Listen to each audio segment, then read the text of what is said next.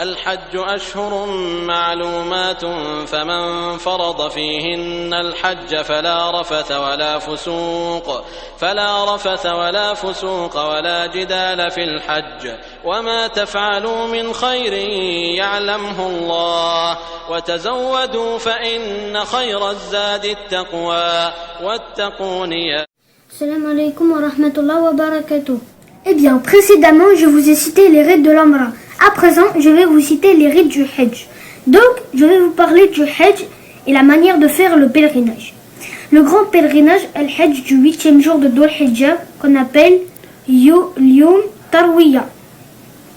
Retenez-le bien. Le pèlerin a fait Tamattu, il s'est désacralisé et puis il refait la même chose que l'Umrah, le lavage rituel, le ghusl. Il se parfume et mettra l'habit d'Ihram. Vous vous mettrez dans l'état de sacralisation. Pour le lavage, ça se passe à Mecca. Vous faites l'intention Niyya, après vous remettez l'Ihram. Et aujourd'hui, le 8e jour de Dhul Hijjah, vous vous remettez dans l'état d'Ihram et vous dites Labbaik Hajj. Et ensuite, vous commencez la Telbiya. Dans la matinée, vous vous dirigez vers Mina. لبيك اللهم لبيك لبيك لا شريك لك لبيك لا شريك لك لبيك إن الحمد والنعمة لك والملك لا شريك لك لبيك اللهم لبيك لبيك اللهم لبيك لبيك لا شريك لك لبيك لا شريك لك لبيك إن الحمد والنعمة لك والملك لا شريك لك لبيك اللهم لبيك لبيك اللهم لبيك لبيك لا شريك لك لبيك لا شريك لك لبيك إن الحمد والنعمة لك والملك لا شريك لك لبيك اللهم لبيك لبيك اللهم لبيك لبيك لا شريك لك لبيك لا شريك لك لبيك إن الحمد والنعمة. À Mina, vous passez toute la journée et la nuit à faire les 5 prières obligatoires. Vous allez les raccourcir sans les regrouper, c'est-à-dire Al-Qasr. Dohor 2 rakat, l'Asr 2 rakat, Maghrib il reste 3 rakat, et l'Isha 2 rakat, et Fajr il reste également 2 rakat. Du lever du soleil le 9e jour qui est Yawm Arafat. Vous partez vers Arafat et quand vous arrivez à Arafat, vous êtes dirigé vers les tentes qui ont été spécialement mises à la disposition des pèlerins. Du moins normalement. Après vous priez Dohor et l'Asr, Jama'at Taqdim. Dohor 2 rakat et l'Asr 2 rakat. Donc vous raccourcissez et regroupez cette fois-ci. Pas comme Amina. Le prophète sallallahu alayhi wa sallam se mit sur la montagne. Il a dit Waqaftu unna wa kullu Arafat mawqaf. Du moment que vous vous trouviez dans la limite de Arafat sont définis. Après les 2 prières, vous commencez les invocations, la lecture du Coran, les rappels des doigts pour vous, pour votre famille, vos enfants, vos parents, ainsi que pour tous les musulmans et musulmanes. Surtout à la fin de la journée, essayez de faire beaucoup d'invocations. Le doigt que le prophète Mohammed sallallahu alayhi wa sallam nous enseignait, vous dites juste après le coucher du soleil, vous vous dirigez vers Muzdalifa. Quand vous arrivez à Muzdalifa, vous commencez à faire Salat Maghrib 3 rakats et l'Isha 2 rakats, regroupés et raccourcis.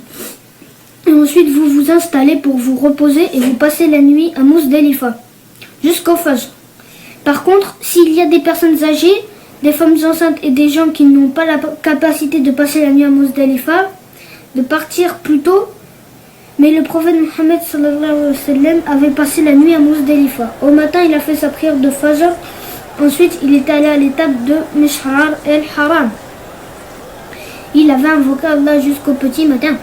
Il est possible également de ramasser les 7 cailloux minimum pour aller faire la lapidation de la grande Jamarat el-Aqaba. Au petit matin, vous vous dirigez vers Mina. Donc c'est le 10e jour, Yawm al-Eid. Première chose à faire, Rajm, la grande stèle. Les 7 cailloux que vous avez ramassés à Muzdalifa ou bien à Mina, vous les lancez avec la main droite et vous dites Allahu Akbar. Et vous les lancez un par un. Par contre, les personnes qui ont peur de la bousculade, Vous avez toute la journée pour le faire, il ne faut pas se précipiter, ne vous inquiétez pas. Il y a aussi des gens qui sont malades, peuvent déléguer une personne pour le faire à leur place.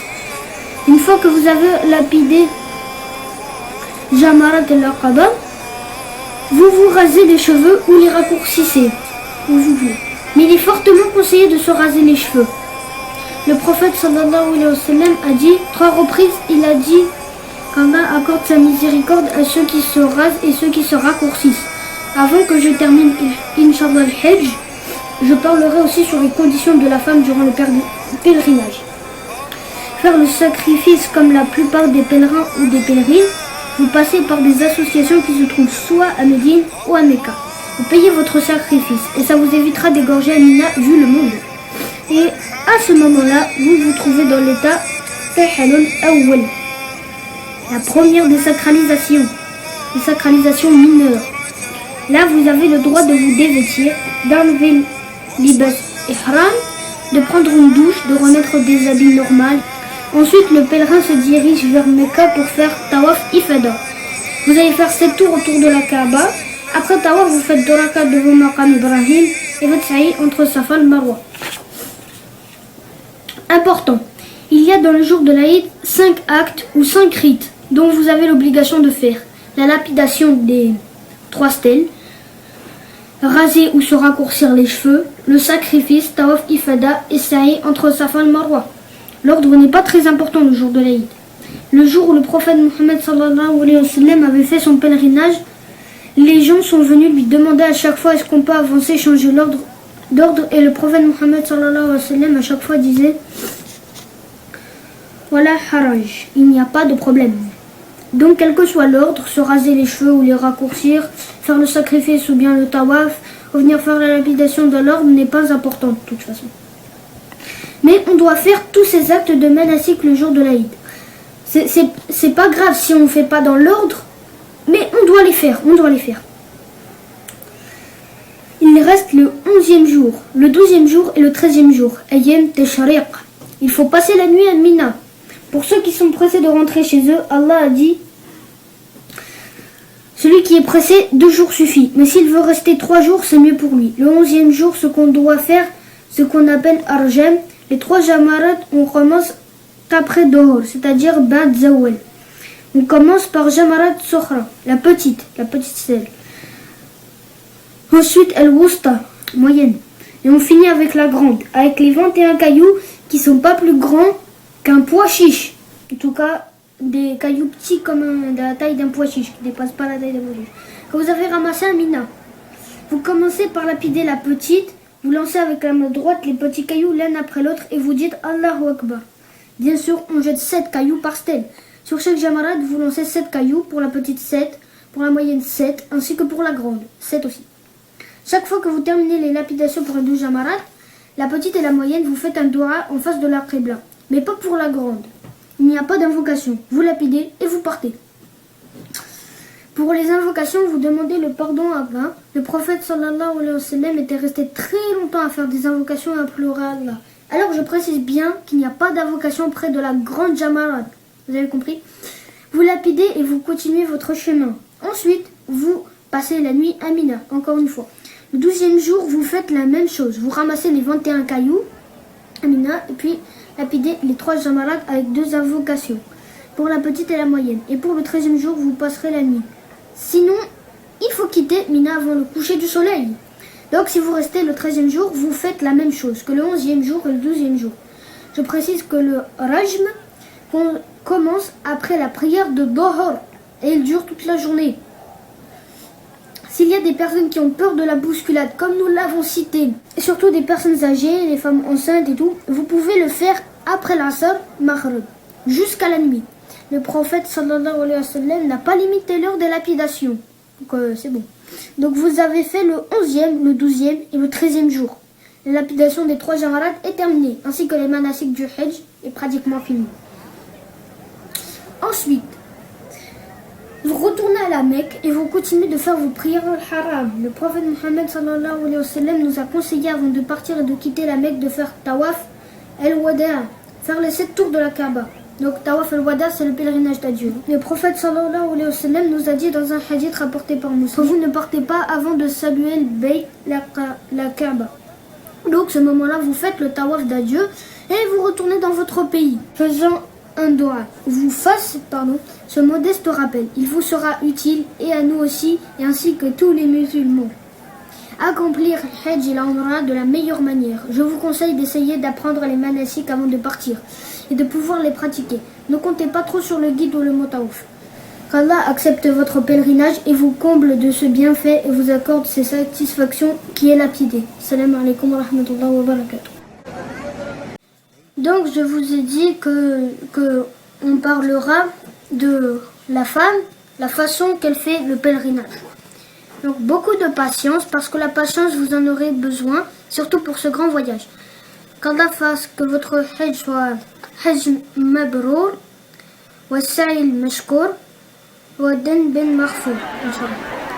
Je m'adresse à nos sœurs musulmanes. Je vous félicite pour votre décision d'aller à la Mecque, pour acquitter la prescription du pèlerinage dont beaucoup de femmes se désintéressent. Elles ignorent qu'elles doivent accomplir le pèlerinage, tandis que d'autres ne cessent de le reporter jusqu'à ce que la mort les surprenne. D'autres ne connaissent rien des rites du pèlerinage, ce qui peut entraîner la nullité de leur pèlerinage sans qu'elles le sachent. Voici quelques conseils destinés à toutes les femmes voulant accomplir le pèlerinage. Elles sont aptes à rendre le pèlerinage agréé par Allah, et le pèlerinage agréé, comme le dit le prophète sallallahu alayhi wa sallam, n'a pas d'autre récompense que le paradis. La sincérité à l'égard d'Allah est une condition de validité et d'agrément pour tout acte culturel. Méfiez-vous de l'hypocrisie car elle rend l'action caduque et entraîne un châtiment divin. Suivre la sunna du prophète sallallahu alayhi wa sallam de manière à confirmer ses actes aux enseignements du prophète sallallahu alayhi wa sallam. Tenir la parole du prophète sallallahu alayhi wa sallam. Quiconque accomplit un acte religieux non conforme à notre ordre le verra rejeté. Rapporté par Muslim. Méfiez-vous du polythéisme, majeur ou mineur, ainsi que tous les autres péchés. Il n'est pas permis à la femme de voyager pour le pèlerinage sans un accompagnateur légal, mahram, en vertu de la parole du prophète sallallahu alayhi wa sallam.